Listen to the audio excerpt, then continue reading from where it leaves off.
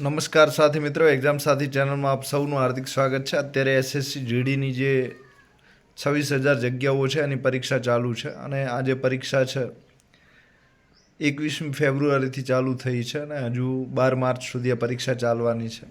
અને આ પરીક્ષા છે અલગ અલગ શિફ્ટમાં લેવા છે, એટલે કે દરેક દિવસે અલગ અલગ શિફ્ટ હોય છે અને એમાં વિદ્યાર્થીઓ પરીક્ષા આપે છે અને આ દરેક શિફ્ટના પેપર અલગ અલગ હોય છે. તો આપણે અત્યારે અહીં જીકેના પ્રશ્નો જે પૂછાણા છે 29 ફેબ્રુઆરીની શિફ્ટમાં, એના વિશે આપણે ચર્ચા કરી રહ્યા છીએ.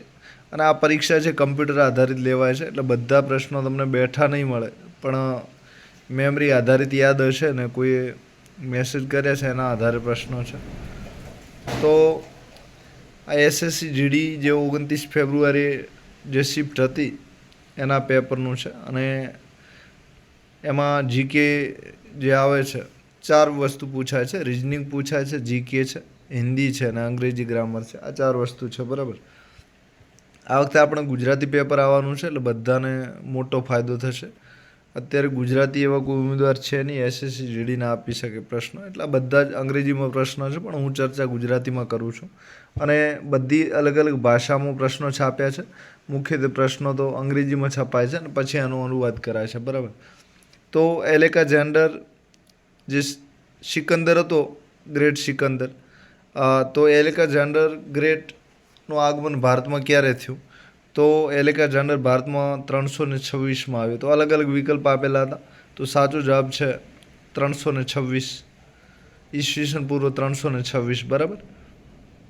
પછી સૌથી ઊંચામાં ઊંચું શિખર તમિલનાડુમાં કયું છે? તો તમિલનાડુનું સૌથી ઊંચામાં ઊંચું શિખર ડોડા બેટા છે.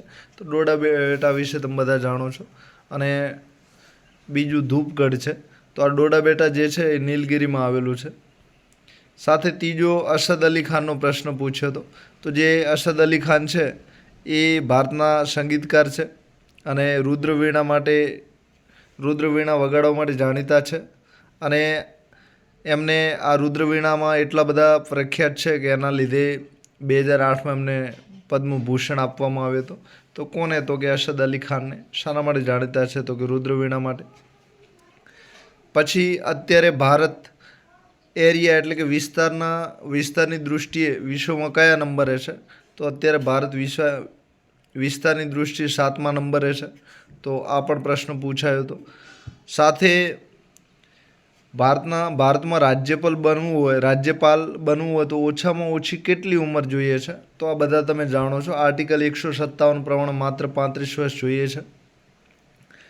સાથે પ્રેસની સ્વતંત્રતા, તો ફ્રીડમ ઓફ પ્રેસ ભારતના બંધારણના કયા આર્ટિકલમાં આપેલી છે? તો આ તમે જાણો છો. આમાં કાં આર્ટિકલ 21 આવે, કાં 22 આવે. તો બોલવાની જે વિચાર રજૂ કરવાની છે એ બધી સ્વતંત્રતાઓ આર્ટિકલ 19(1) એમાં આપેલી છે. તો 19(1) એ જવાબ આવશે. પછી પૈકા ડાન્સ, તો જે પૈકા નૃત્ય છે એ કયા રાજ્યમાં જાણીતું છે? તો આ પણ તમે વાંચ્યું છે, તો ઝારખંડમાં જાણીતું છે. 8મા નંબરનો પ્રશ્ન છે, પોલિટિકલ ગુરુ સુભાષચંદ્ર બોઝ જે હતા, સુભાષચંદ્ર બોઝ હતા, એમના પોલિટિકલ ગુરુનું નામ જણાવો. તો ચિત્તરંજન દાસ, બરાબર. તો CR દાસ હતા, એમના રાજનીતિક ગુરુ હતા. તો આ બધા જે આ ચિત્તરંજન દાસ છે એટલે કે CR દાસ છે, એમને દેશબંધુ તરીકે પણ જાણીતા છે. સાથે આપણે હાઈકોર્ટ કે સુપ્રીમ કોર્ટમાં જે રીટ કરીએ છીએ કયા આર્ટિકલ હેઠળ આવેલી છે? તો આર્ટિકલ 32માં રીટ કરવી હોય તો સુપ્રીમ કોર્ટમાં આર્ટિકલ 32 હેઠળ 5 રીટ આપેલી છે. અને હાઈકોર્ટમાં રીટ લઈને જવું હોય તો આર્ટિકલ 226 હેઠળ આવેલી છે. તો 2 આર્ટિકલ યાદ રાખવાના છે, આર્ટિકલ 32 અને આર્ટિકલ 226. પછી વોટર ટ્રાન્સપોર્ટ ઇન પ્લેનેટ્સ, તો જે છોડ હોય છે એમાં વોટર ટ્રાન્સપોર્ટ તમે કઈ રીતે કરી શકો છો? તો એક જાયલેમ કરીને વિધિ છે, જાયલેમ છે, એના દ્વારા તમે વોટર ટ્રાન્સપોર્ટ કરી શકો છો. તો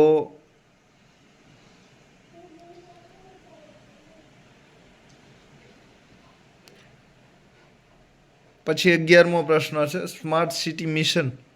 તો સ્માર્ટ સિટી મિશન ક્યારે ચાલુ થયું હતું? તો કે જૂન 2000 15 એટલે કે જૂનની જે 25મી તારીખ હતી, 25મી તારીખે અને 2015ના રોજ આપણા જે માનનીય વડાપ્રધાન છે એમના દ્વારા લોન્ચ થયેલું અને કુલ શરૂઆતમાં 100 સિટી માટે સ્માર્ટ સિટી મિશન લોન્ચ કરાયું હતું, બરાબર. અત્યારે 500 સિટી છે. પછી પંડિત ભીમસેન જોશી, જે પંડિત ભીમસેન જોશી છે એ કર્ણાટકથી આવે છે અને એ જે ખ્યાલ કિરાણા ઘરાનો છે, આ બધા અલગ અલગ ઘરાના છે. તો ત્યાંના સારા સારા સંગીતકાર ભારતને આપ્યા છે આવા અલગ અલગ ઘરાના. જયપુર છે, કિરાના છે. તો એમાંથી કિરાના ઘરાનામાં તેઓ જે ખ્યાલ ગાવાના હોય છે એ ગાવા માટે ખૂબ જ જાણીતું નામ છે પંડિત ભીમસેન જોશી. તો એમણે ભારત રત્ન એવોર્ડ પણ મળેલો છે, કદાચ 2008ની સાલ છે. પછી 13મા નંબરનો પ્રશ્ન છે ધુઆંદર ધોધ. તો આ ધુઆંદર ધોધ તમે નર્મદા નદી જોડે આવેલો છે. નર્મદા નદી ત્યાંથી નીકળે છે, બધું તમે જોયું છે, એટલે કે વચ્ચે આવે છે. તો એ મધ્યપ્રદેશમાં આવેલો છે. મધ્યપ્રદેશના જબલપુર જિલ્લામાં આવેલો છે. તો આ પ્રશ્ન પણ SSC GDમાં પૂછાયો હતો. આ 2024નું પેપર છે, બરાબર, 29 ફેબ્રુઆરી જે પૂછાણા. પછી સારામાં સારો શાસ્ત્રીય નૃત્યનો કયો એવોર્ડ ભારતમાં અપાય છે? તો આ તમે એવોર્ડનું નામ બધા જાણતા હશો. સંગીત નાટક એકેડમી છે. હા, તો સંગીત નાટક એકેડમી એવોર્ડ છે એ સારામાં સારા જે શાસ્ત્રીય નૃત્ય છે એના માટે અપાતો એવોર્ડ છે. અને આ એવોર્ડ કોણ આપે છે? તો સંગીત નાટક એકેડમી છે એ આ એવોર્ડ આપે છે. તો આ એવોર્ડનું નામ ખાસ યાદ રાખવાનું છે. પછી એક પ્રશ્ન 15મો એવો હતો કે નવજોત જે કૌર છે એ કઈ રમત સાથે સંકળાયેલા છે? તો એ હોકી સાથે સંકળાયેલા છે, બરાબર. ભારતમાં જે હોકી મેદાનોમાં રમાય છે એની સાથે સંકળાયેલા છે. હવે આપણે 22મી ફેબ્રુઆરી જે GKના પ્રશ્ન પૂછાયા હતા એના વિશે ચર્ચા કરી લઈએ. તો હડપ્પા ક્યાં આવેલું છે? તો સિંધુ ખીણ સંસ્કૃતિ સૌ પ્રથમ આપણને એનું હડપ્પા નગર 1921માં મળેલું. તો હડપ્પા ક્યાં આવેલું છે? તો જે રાવી કરીને નદી છે એના કિનારે આ હડપ્પા આવેલું છે. તો એમાં નદી પૂછી હતી, બરાબર. તો કે અને હડપ્પા અત્યારે ક્યાં આવેલું છે? તો કે પાકિસ્તાનમાં છે. અને કઈ નદીના કિનારે એવું પૂછાય તો કે રાવી નદીના કિનારે આવેલું છે. તો ભૂલથી સિંધુ ન લખતા, બરાબર. જે હડપ્પા છે એ રાવી નદીના કિનારે આવેલું છે. પછી બીજો પ્રશ્ન પૂછ્યો કે કથક નૃત્ય જે છે, આપણા 8 નૃત્યો છે, બરાબર, ભારતમાં જાણીતા. તો 8 શાસ્ત્રીય નૃત્યો છે, તમે બધા જાણો છો. તો એમાં કથક કયા રાજ્યનું જાણીતું છે? તો કથક ઉત્તર પ્રદેશનું જાણીતું છે. પછી FIFA અંડર-17 વર્લ્ડ કપ 2023 ક્યાં રમાયો હતો? તો કે ઇન્ડોનેશિયામાં રમાયો હતો. આ પ્રશ્ન પણ પૂછાયેલો. તો અને આ જે FIFA વર્લ્ડ કપ હતી એને જર્મની જીત્યું હતું, બરાબર. પછી રૂકમણી દેવી અરુણડલે છે એ કયા નૃત્ય સાથે જોડાયેલા છે? તો ભરતનાટ્યમ છે એની સાથે આ જોડાયેલા છે. તો આ નામ તમારે યાદ રાખવાનું છે. રૂકમણી દેવી અરુણડલે ભરતનાટ્યમ જોડે. સાથે 1956માં એમને પદ્મભૂષણ એવોર્ડ પણ મળ્યો છે. તો ટૂંકમાં કલ્ચરના પ્રશ્નો આવે છે, બંધારણના આવી રહ્યા છે, કરંટના પણ આવે છે. આ 3 ખાસ પૂછાય છે. પછી ફંડામેન્ટલ ડ્યુટી વિશે પૂછ્યું હતું. તો ભારતના બંધારણના કયા આર્ટિકલમાં આવેલી છે? તો ભારતના બંધારણનું જે આર્ટિકલ 51A છે એમાં 11 ફંડામેન્ટલ ડ્યુટી આવી છે, એટલે કે ફરજો આવેલી છે. અને ભાગ 4A, બરાબર. તો આ તમે એના માટે જાણીતી સમિતિ પણ છે, સ્વર્ણસિંહ સમિતિ. સાથે 86મો જે બંધારણીય સુધારો આવ્યો 2002માં એમાં પણ એક શિક્ષણને લગતી એડ કરાઈ હતી. અને આ રીતે અલગ અલગ કુલ 11 ફંડામેન્ટલ ડ્યુટી એટલે કે ફરજો છે.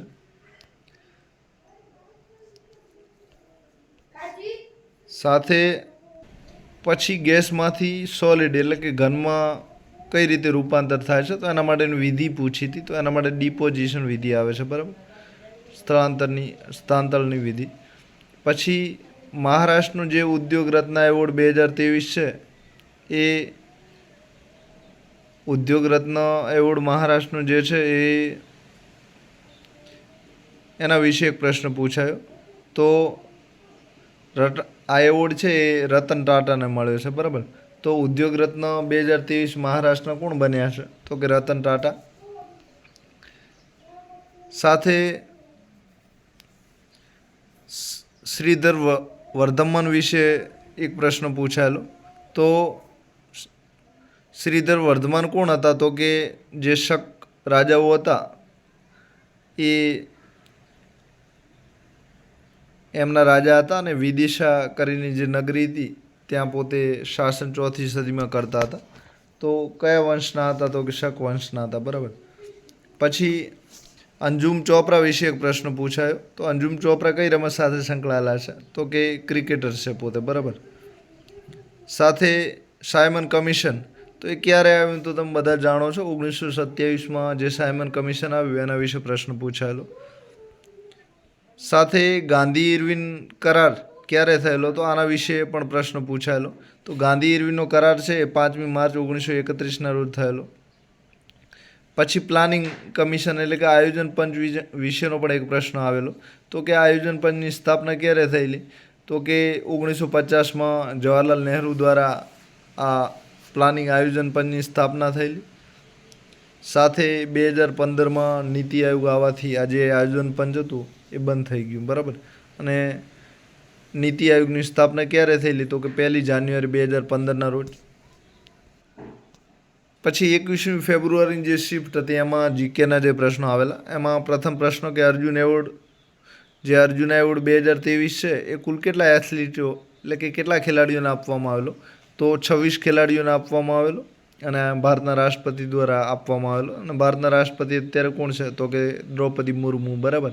એમાં ખાસ તમારે યાદ રાખવા જેવું હોય તો ભારતીય જે ફાસ્ટ બોલર છે મોહમ્મદ શામી, પછી રેસલર અંતિમ ફંગાલ, પછી આર્ચરના ઓજસ પ્રવીણ ડોયતલે, પછી શીતલ દેવી છે અને આદિત્ય ગોપીચંદ છે. બરાબર. તો આ બધાને આ એવોર્ડ મળ્યો છે અર્જુન એવોર્ડ. બરાબર. પછી ગીર નેશનલ પાર્ક તો એ ક્યાં આવેલું છે? તો કે ગુજરાતમાં આવેલું છે. આ એકદમ સહેલો છે, તમને બધાને આવડે. એ એક અભયારણ્ય છે. બરાબર. અને રાષ્ટ્રીય પાર્ક પણ છે. તો બંને છે. પછી ફંડામેન્ટલ રાઇટ એટલે કે મૂળભૂત અધિકારો વિશે એક પ્રશ્ન પૂછાયેલો. તો કયા આર્ટિકલ વચ્ચે આવેલા છે? તો કે આર્ટિકલ 12 થી 35માં આપણા મૂળભૂત અધિકારો આવેલા છે. તો એમાં અલગ અલગ છે. એમાં સૌપ્રથમ જે સમાનતાનો અધિકાર છે આર્ટિકલ 14 થી 18 વચ્ચે છે. પછી સ્વતંત્રતાનો છે તો એ આર્ટિકલ 19 થી 22 વચ્ચે છે. સાથે આર્ટિકલ 23 અને 24 છે એ શોષણ સામે રક્ષણ માટેનો છે મૂળભૂત અધિકાર. અને ધાર્મિક સ્વતંત્રતાનો જે આર્ટિકલ છે 25, 26, 27, 28 4 આર્ટિકલ વચ્ચે આવેલો છે. પછી સાંસ્કૃતિક અને શૈક્ષણિક નામનો જે મૂળભૂત અધિકાર છે એના માટે 3 કલમો છે એટલે કે 29, 30 આ 2 છે 29 અને 30. અને બંધારણીય ઇલાજ એટલે કે ઉપચારનો જે અધિકાર છે એ આર્ટિકલ 32માં આવેલો છે. એમાં રીટો આપેલી છે. બરાબર. 5 રીટ. પછી મહારાષ્ટ્રનું કેપિટલ પૂછ્યું તો એકદમ સહેલું છે મુંબઈ. આ બધાને આવડે. સાથે મુંબઈ આર્થિક અને વેપારી નગરી તરીકે જાણીતું છે. પછી ઉત્તર પ્રદેશના રાજ્યપાલ કોણ છે? ગવર્નર. એ પ્રશ્ન પૂછાયેલો. તો આનંદીબેન પટેલ અત્યારે ઉત્તર પ્રદેશના રાજ્યપાલ છે અને એ 20મા રાજ્યપાલ બન્યા છે. પછી નાણાં પંચ વિશેનો એક પ્રશ્ન પૂછાયેલો. તો નાણાં પંચની રચના કોણ કરે છે? તો આપણા ભારતના જે રાષ્ટ્રપતિ છે એ નાણાં પંચની રચના કરે છે અને એના માટે ભારતીય બંધારણમાં આર્ટિકલ 280 આપેલો છે. બરાબર. અને દર 5 વર્ષે નાણાં પંચની રચના થાય છે અને સૌ પ્રથમ નાણાં પંચ 1951માં બનેલું. પછી આર્ટિકલ 16 શેના માટે છે એવો પ્રશ્ન પૂછાયેલો. તો જે આર્ટિકલ 16 છે એ અવસરની સમાનતા માટેનો છે. 17મો અસ્પૃશ્યતા માટેનો છે. તો આર્ટિકલ 16 વિશે પૂછાયો. પછી જે હર્ષવર્ધન કરીને રાજા હતો એ કયા વંશ સાથે જોડાયેલો હતો? તો એ બધાને તમને આવડે છે વર્ધન વંશ. બરાબર. અંદર નામ પણ આપેલું છે. અને વર્ધન વંશ સાથે જોડાયેલા હતા અને એનું બીજું નામ પુષ્યભીતિ વંશ પણ હતું. તો આ વંશના 2 નામ હતા. બરાબર. વર્ધન અને પુષ્યભીતિ વંશ. તો એ એમની સાથે જોડાયેલા હતા અને હિન્દુ રાજા છેલ્લામાં છેલ્લો હોય તો આ હર્ષવર્ધન હતા. બરાબર. સાથે PM જનધન યોજના વિશે એક પ્રશ્ન પૂછાયેલો. તો આની શરૂઆત ક્યારે થયેલી? તો કે PM જનધન યોજના છે એ 2014માં ચાલુ થયેલી, એટલે ઓગસ્ટ 2014માં. તો આ યોજના વિશેનો પ્રશ્ન અર્થશાસ્ત્રનો છે અને એમાં ખાતું ખોલવાની વાત છે, બરાબર. પછી યુનિફોર્મ સિવિલ કોડનો પ્રશ્ન પૂછાયેલો. તો યુનિફોર્મ સિવિલ કોડ તમે જાણો છો, બંધારણની જે મૂળભૂત રાજનીતિક DPSP છે, રાજનીતિના કલ્યાણકારી સિદ્ધાંતો, એમાં આર્ટિકલ 44 હેઠળ યુનિફોર્મ સિવિલ કોડ આવેલો છે. હમણાં જે ઉત્તરાખંડ રાજ્ય છે ત્યાં લાગુ પણ કરાયો છે. તો આર્ટિકલ 44 યાદ રાખવાનો છે. પછી દુલીપ ટ્રોફી છે, તો એ શાની સાથે સંકળાયેલી છે? તો દુલીપ ટ્રોફી છે એ ક્રિકેટ સાથે સંકળાયેલી છે અને એ મુખ્યત્વે ભારતના અલગ અલગ ઝોન છે એના વચ્ચે રમાય છે, એટલે કે ઈસ્ટ ઝોન છે, વેસ્ટ ઝોન છે, સાઉથ ઝોન છે, નોર્થ ઝોન છે, આમના વચ્ચે આ રમાય છે. પછી બિસ્મિલ્લા ખાન વિશેનો એક પ્રશ્ન પૂછાયેલો. તો આ જે બિસ્મિલ્લા ખાન છે પોતે શહેનાઈ વાદન માટે જાણીતા છે અને એમના વિશે પ્રશ્ન પૂછાયો કે શેના માટે જાણીતા છે? તો કે શહેનાઈ વાદન માટે. પછી સરોજની નાયડુ કોંગ્રેસના પ્રમુખ તરીકે ક્યારે હતા? એવો પ્રશ્ન પૂછાયેલો. તો નાયડુ જે હતા એ 1925માં કોંગ્રેસના પ્રમુખ તરીકે હતા અને 1927માં તેમણે ઓલ ઇન્ડિયા વુમેન જે કોન્ફરન્સ હતી એના સ્થાપક સભ્ય તરીકે પણ પોતે હતા. પછી લોસાર, તો લોસાર જે તહેવાર છે એ તિબેટના લોકો છે, તિબેટીને એમના નવા વર્ષ તરીકે પણ જાણીતું છે અને તે ભૂટાન, નેપાલ અને ભારત આ ત્રણેયમાં ઉજવાય છે. અને ભારતનું જે અરુણાચલ પ્રદેશ રાજ્ય છે ત્યાં લોસાર નૃત્ય જાણીતું છે. તો એવો પ્રશ્ન પૂછાયેલો, લોસાર નૃત્ય ક્યાં જાણીતું છે? તો કે અરુણાચલ પ્રદેશ. પછી લાવણી નૃત્ય વિશે પૂછાયું. તો લાવણી મહારાષ્ટ્રમાં જાણીતું છે, આ તમે બધા જાણો છો. પછી સૌથી ઓછામાં ઓછો સાક્ષરતા દર ભારતમાં, મહિલા સાક્ષરતા દર ભારતમાં કયા રાજ્યમાં છે? તો આ પણ તમે જાણતા હશો, રાજસ્થાનમાં 57.6% છે અને સૌથી ઓછામાં ઓછો છે. બીજા નંબરે આંધ્રપ્રદેશ છે, પછી બિહાર છે, પછી ઉત્તર પ્રદેશ છે. પછી આર્ટિકલ 20 વિશેનો પ્રશ્ન પૂછાયેલો. તો જે આર્ટિકલ 20 છે એ તો ગુનાનો ભોગ બનતા અટકાવે છે. તો આર્ટિકલ 20 વિશે તમે જાણો છો, બરાબર. તો આ રીતે. પછી જે 20મી ફેબ્રુઆરી પરીક્ષા ચાલુ થઈ એ શિફ્ટના દિવસે એવું પૂછાયેલું કે પ્રથમ રેલવે બોર્ડના પ્રથમ મહિલા ચેરમેન કોણ હતા? તો મહિલા વિશેનું પૂછાયેલું. તો સૌ પ્રથમ જે મહિલા ચેરમેન હતા એમનું નામ હતું જયા વર્મા સિન્હા. પછી શાંતિ નિકેતન જે હમણાં તમે રવિન્દ્રનાથ ટાગોર દ્વારા સ્થાપિત અને ખૂબ જાણીતી મહાવિદ્યાલય છે. તો એને યુનેસ્કો વર્લ્ડ હેરિટેજ સાઇટ તરીકે જાહેર કરાઈ છે, એટલે કે વિશ્વ વિરાસતના સ્થળ તરીકે. તો એની સ્થાપના કોણે કરેલી? તો કે રવિન્દ્રનાથ ટાગોરે. એ પશ્ચિમ બંગાળમાં આવેલી છે અને 41મી નંબરની સાઇટ છે, બરાબર. અને બંગાળની 5મી સાઇટ છે. તો વર્લ્ડ હેરિટેજ લિસ્ટમાં સામેલ થઈ છે. અત્યારે ભારતમાં કુલ 42 સાઇટો આવેલી છે વર્લ્ડ હેરિટેજ. એમાં તમે છેલ્લું જોઈ લેજો કે 42મી કઈ છે. પછી આર્ટિકલ 24 વિશે બંધારણના પૂછાયેલો. તો આર્ટિકલ 24 છે એ શાના માટે જાણીતો છે? તો 14 વર્ષથી નીચેની ઉંમરના જે બાળકો હોય એમને ઔદ્યોગિક અને ખાણકામ છે આવા અને ફેક્ટરી છે એમાં કામ કરતા રોકે છે. તો આર્ટિકલ 24 શોષણ સામે વિરુદ્ધનો અધિકાર છે એના હેઠળ આવેલો છે. પછી આર્ટિકલ 34 વિશે પણ એક પ્રશ્ન પૂછાયેલો. તો આવા આર્ટિકલ બધા પૂછાય છે, બરાબર. તો આર્ટિકલ 34 છે એ શાના માટેનો છે? તો લગ્નને જે લગતા કાયદા છે એને લાગુ કરવા માટેનો આર્ટિકલ છે. અને બીજું જે બંધારણ છે એ કયા કયા કારણ આપીને બંધારણ ઉપર જે કેબિનેટ છે એ એના પર કાબૂ રાખી શકે છે, તો મર્યાદિત કરી શકે છે બંધારણના અધિકારોને. તો આર્ટિકલ 34 હેઠળ આવે છે.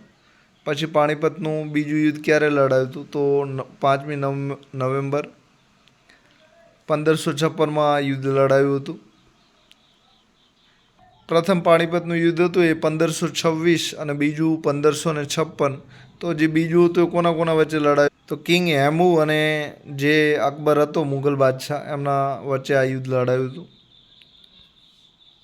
સાથે મોહિનીઅટ્ટમ નૃત્ય છે એ કયા રાજ્યમાં જાણીતું છે? તો કેરેલા.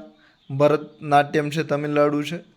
પછી કથક છે એ ઉત્તર પ્રદેશમાં જાણીતું છે. પછી ઓડિશામાં. અને ક્ષત્રિય નૃત્ય છે એ તમારે ખાસ પૂછાય છે એ તૈયાર કરી દેજો, બરાબર. ક્ષત્રિય નૃત્ય ઓડિશામાં જાણીતું છે. પછી ભાખરા નાંગલ પ્રોજેક્ટ આપણે એશિયાનો સૌથી બીજા નંબરનો મોટો છે અને એ ક્યાં આવેલો છે? તો કે પંજાબ અને હિમાચલ પ્રદેશ છે ત્યાં આવેલો છે. અને સતલુજ નદી છે એના પર આ બંધાયેલો છે.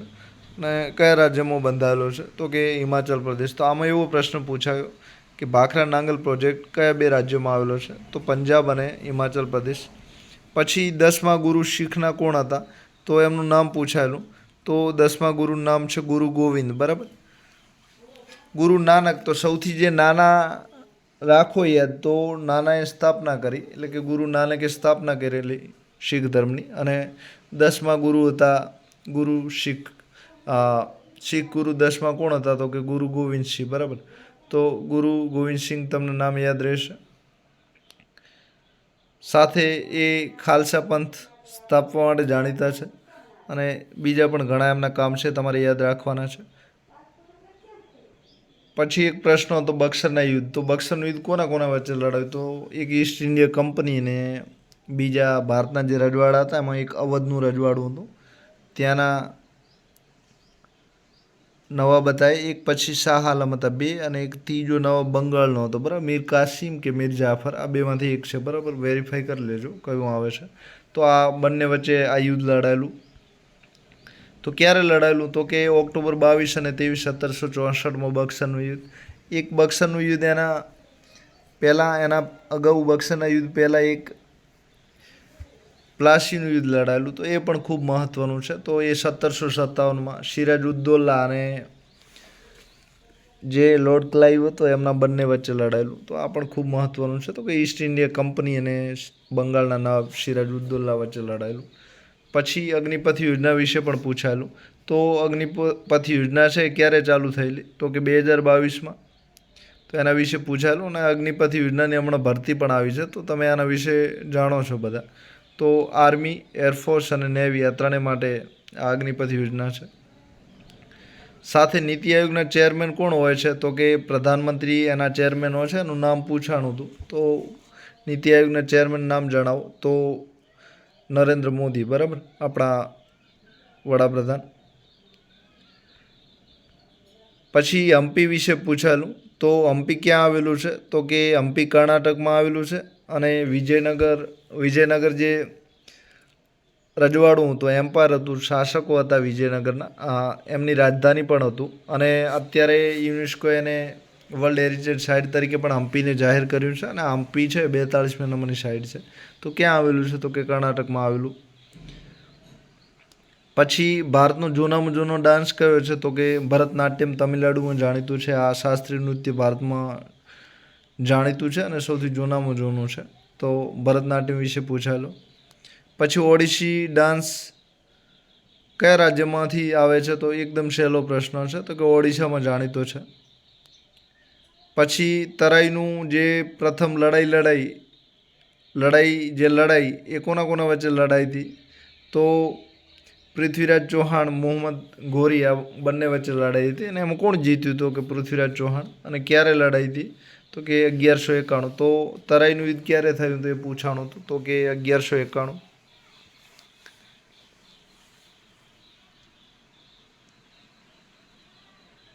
પછી વેક્ટર ક્વોન્ટિટી વિશે પૂછ્યું હતું. તો આ મેગ્નિટ્યુડ અને ડાયરેક્શન માટેનું છે, બરાબર. એના વિશે પ્રશ્ન પૂછ્યો. આ સાયન્સનો પ્રશ્ન છે. પછી વિચ આર્ટિકલ, હાઈકોર્ટ સાથે કયા કયા આર્ટિકલ જોડાયેલા છે? તો હાઈકોર્ટ માટે આર્ટિકલ 214થી 231 સુધીના જે આર્ટિકલ છે એ હાઈકોર્ટ માટે છે. તો ટૂંકમાં આર્ટિકલ પૂછાય છે, બરાબર. તમારે 355 આર્ટિકલ છે એમાંથી જે મહત્ત્વના છે મોઢે કરવા જરૂરી છે. ખાસ મૂળભૂત અધિકારોના એ બધા છે, બરાબર. પછી 86મું જે બંધારણીય સુધારો 2002માં આવેલો, તો એમાં શિક્ષણ માટેની ઉંમર કેટલી નક્કી કરાઈ હતી, એટલે કે મફત કોને શિક્ષણ આપવાની વાત કરાઈ હતી, તો કે 6 થી 14 વર્ષના જે વિદ્યાર્થીઓ હોય એમને મફત શિક્ષણ આપવાની વાત કરાઈ હતી. પછી ફર્સ્ટ સાહિત્ય અકાદમીનો એવોર્ડ કોને મળ્યો હતો, તો પંડિત જે મખનાલાલ ચતુર્વેદી હતા એમને આ એવોર્ડ સૌપ્રથમ 1955માં મળ્યો હતો. તો આ પણ તમારે ખાસ યાદ રાખવાનું છે. પછી વર્લ્ડ પ્રેસ ફ્રીડમ ઇન્ડેક્સ વિશે પણ એક પ્રશ્ન પૂછ્યો હતો. તો ભારત આમાં કયા નંબરે હતું, તો 161માં નંબરે હતું. અને કોણ આ પ્રસિદ્ધ કરે છે, તો વિધાઉટ બોર્ડર કરીને એક રિપોર્ટર ઓફ વિધાઉટ બોર્ડર કરીને જે સંસ્થા છે RSF આ રજૂ કરે છે. પછી 1 માર્ચ હમણાં જ ગઈકાલે જે શિફ્ટ હતી એમાં કયા પ્રશ્ન પૂછાયા, તો એક ગીતા મહાલિકા વિશે પૂછાયો હતો. ગીતા મહાલિકા વિશે હું જવાબ નથી જાણતો. બાસ્કેટબોલ વિશે, તો બાસ્કેટબોલનો પણ એક પ્રશ્ન આવેલો. તોતારામ શર્મા વિશે આવેલો. પછી કોન્કરન્ટ લિસ્ટ ભારતના બંધારણમાં કયા નંબરે આવેલું છે, તો 246માં, બરાબર, એટલે કે સંયુક્ત યાદી. પછી ખુદાઈ ખિદમતદાર મૂવમેન્ટ કોના દ્વારા ચલાવવામાં આવી હતી, તો ખુદાઈ ખિદમતદાર જે મૂવમેન્ટ છે અબ્દુલ ગફાર ખાન, બરાબર, સરહદના ગાંધી તરીકે જે જાણીતા છે, એ લાલ કુર્તા માટે પણ જાણીતા છે, તો એમના વિશે. પછી કથક નૃત્ય ક્યાંથી આવે છે, તો કથક નૃત્ય જે છે એ ઉત્તર પ્રદેશમાંથી આવે છે, બરાબર. પછી હોર્નબિલ તહેવાર કયા રાજ્યમાં, તો આ પણ તમે જાણતા હશો, નાગાલેન્ડ રાજ્યનો રાજકીય તહેવાર છે, તો હોર્નબિલ ફેસ્ટિવલ, બરાબર. પછી SI યુનિટ ઓફ વેલોસિટી, તો વેલોસિટીનો SI યુનિટ પૂછ્યો તો સાયન્સનો પ્રશ્ન છે. પછી ચંદ્રગુપ્ત મૌર્યનો પણ એક પ્રશ્ન આવેલો. પછી 8મું આયોજન પંચની જે પંચવર્ષીય યોજના 8મીથી કઈ સાલ, તો 1992થી 1997. પછી પાકિસ્તાનની રાષ્ટ્રીય રમત પૂછાઈ હતી, તો હોકી કે ક્રિકેટ જે હોય એ જોઈ લેજો. પછી પ્રથમ એશિયન ગેમ્સ ક્યારે રમાઈ હતી, તો એના વિશે પણ પૂછાયેલું. તો ભારતમાં એક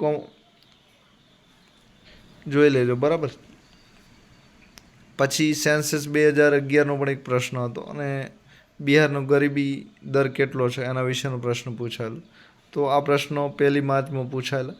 તો આ રીતે SSC GDમાં જે GKના ક્વેશ્ચન છે એકદમ સહેલા છે, એનું લેવલ પણ સહેલું છે. ખાસ કરીને અધિકારો છે, પછી ઇતિહાસ છે, પછી કરંટ અફેર છે, અને વસ્તીના ડેટા છે. આવા પ્રશ્નો પૂછાય છે. પછી ફ્લેમિંગો ફેસ્ટિવલ વિશે પૂછાયેલું. તો ફ્લેમિંગોનો જે તહેવાર છે રાજસ્થાન કે ગુજરાત, બેમાંથી એક નક્કી કરી દીધું ક્યાં આવે છે, કદાચ રાજસ્થાન હશે. પછી ઘુમર નૃત્ય છે, તો ઘુમર નૃત્ય રાજસ્થાન. પછી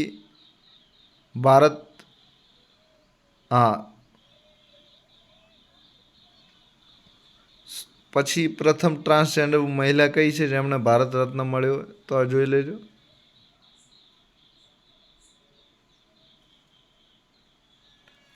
એવી પ્રથમ મહિલા કઈ છે જેમણે ભારત નાટ્યમ એવોર્ડથી સન્માનિત કરાયા, તો જોઈ લેજો.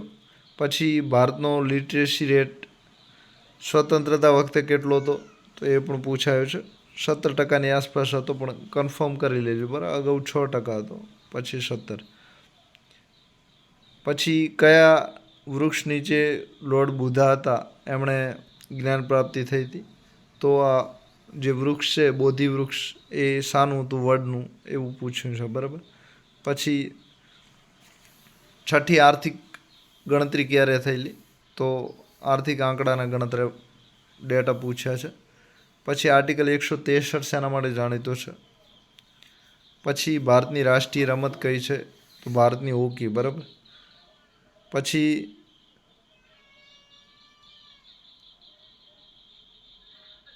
પુલિકેટ લેક સેન્ચુરી ક્યાં આવેલી છે, તો પુલિકેટ વિશે પૂછેલું, તો પુલિકેટ આંધ્રપ્રદેશમાં, બરાબર. પછી વિમ્બલ્ડન કપ કઈ રમત સાથે જોડાયેલો છે, તો વિમ્બલ્ડન ટેનિસ જોડે, બરાબર. તો આ રીતના પ્રશ્નો પૂછાયેલા.